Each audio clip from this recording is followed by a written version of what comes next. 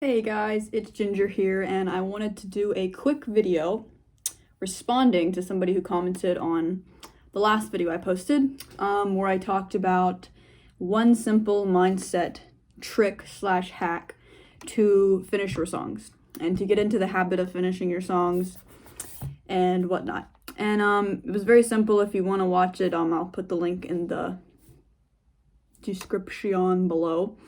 But I wanted to make a video regarding this comment because I was gonna comment back and respond, but I felt like sharing a video would help more people.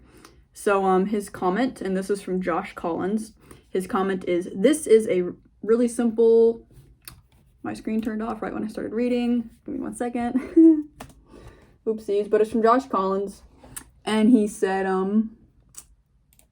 "This is a really simple yet very true point. I can see getting in the habit of finishing as being ridiculously helpful. Part of the challenge for me, though, is looking at a piece of music and going, what's a verse, chorus, bridge, etc. Any tips?" And so I've never been asked this, and I've never really even thought about it. And, I can't answer and say, you just know what's the verse, you just know what's the chorus, because that's not going to help you. Although that's sort of how I feel. When I listen to something, I just know what the verse is, and I know what the chorus is, and like I said, I can't just tell you, you just know. So I tried to put into words what I'm thinking when I'm trying to decide what the verse and the chorus is. And so one of the main things, I'll share 2 or 3 tips here. One of the main things that I think about is the words and the lyrics, not the melody. One of the things I think about is the words. And I pulled up some songs. These are some of the most popular songs in the last couple of years. 3 songs, and they explain, or they show my point. And my point is when you're reading your lyrics and you're trying to figure out what the verse and the chorus is and the bridge or whatever, pre-chorus, one of the things that I pay attention to is contrast. And if you have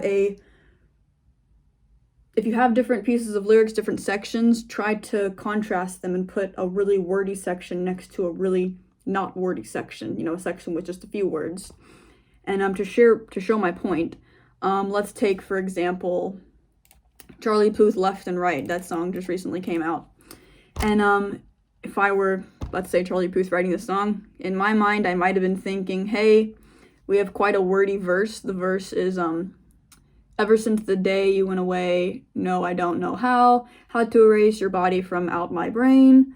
What you gonna do now? Maybe I should just focus on me instead, but all I think about are the nights we were tangled up in your bed.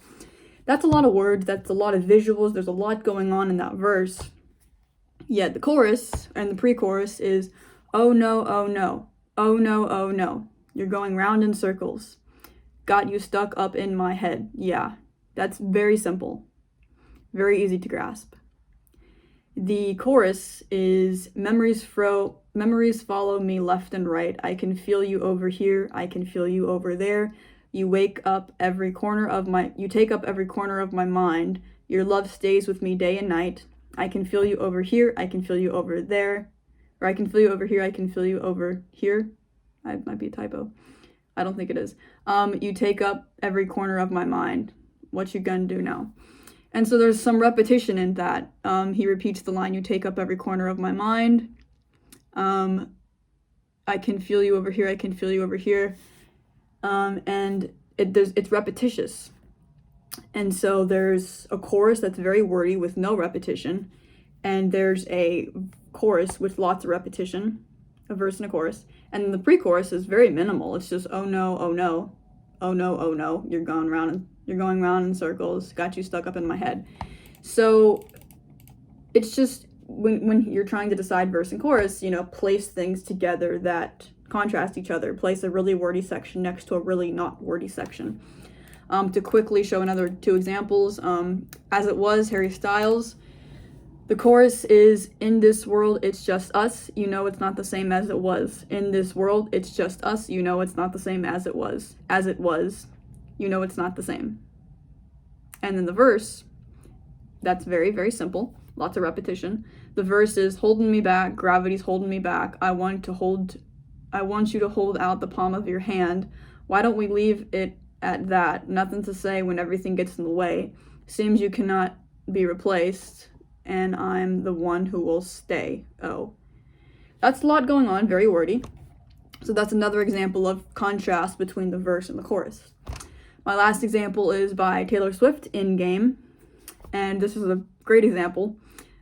So I think there's, if I were to classify it as something, I think there's two choruses, like a part A and a part B. Part A would be, I want to be your in game, I want to be your first string, I want to be your A team, I want to be your in game. The second part is big reputation. Ooh, you and me, we got big reputations. And you heard about me. Ooh, I got some big enemies. And then she literally says almost the exact same thing again. Big reputation. Ooh, you and me, would be a big conversation. And I heard about you. Ooh, you liked bad ones too. Lots of repetition, very simple. And so the verses of this song are very, very wordy, almost like a rap. They're actually rapping, by the way. You're so dope, don't overdose. I'm so stoked, I need the toast. We do the most. I'm in a ghost, I can whip in a boat. Blah, blah, blah. They just go on and on and on. That's Future rapping. And Ed Sheeran also raps in that song. But to go back to my point, contrast. The verses are usually, I'm not saying all songs, but the verses are usually wordy and explain a lot. The choruses are not wordy, and they're just kind of vibey, like, you're feeling the vibe of the song. I want to be your in game, I want to be your first string, I want to be your A team, I want to be your in game. It's like chill, it's easy to comprehend. It's almost like your brain takes a break after hearing quite a wordy verse. That's how I think of it. So that's regarding the lyrics to your question, Josh. And regarding the melody, let's say I have 2 or 3 different melodies, or I have a melody with verses or with lyrics. But when I'm thinking about the melody and I'm trying to figure out what's going to be my chorus melody, what's going to be my verse melody, my pre-chorus melody, let's just focus on verses and choruses right now. When I'm trying to figure out what the melody is going to be for my chorus and my verse, usually, and this is super simple, usually I'll just pick the higher melody as the chorus. If the verse melody is dun dun dun dun dun dun dun dun dun dun dun, something like that, and the chorus would be like dun na na na na na na na na. It's a really bad example, but my point is that the chorus is higher, and that's not, like I said, that's not always true. None of the things I say are always true. I'm just telling you the trends I notice and the rules that I usually follow as a songwriter. The chorus is usually higher. I think it's because, or what Ryan Tedder said when I took his monthly course is he said that when the chorus has high notes and they're notes that haven't been hit in the song yet, he said that create something new for the listener to hear. So when they're hearing the song and like they're hearing the verse, they're hearing the pre-chorus, and then when the chorus comes in and there's notes that they haven't heard before, higher notes, they're like, ooh, this is something new. I'm going to keep listening. I'm engaged. So yeah, that's pretty simple. There's not much else I think of when I'm trying to decide what the verse and the chorus is going to be. I hope this helps you out, Josh, and if anyone has any other questions, comment below, and I'll also share the link to that video, the last video I posted about finishing your song. And since we're talking about finishing songs, I just finished this course. It's awesome. I've spent a couple of weeks working on it, and it's a step-by-step process of how to finish your song. That's also in the description below. It's called From Idea to Finished Song.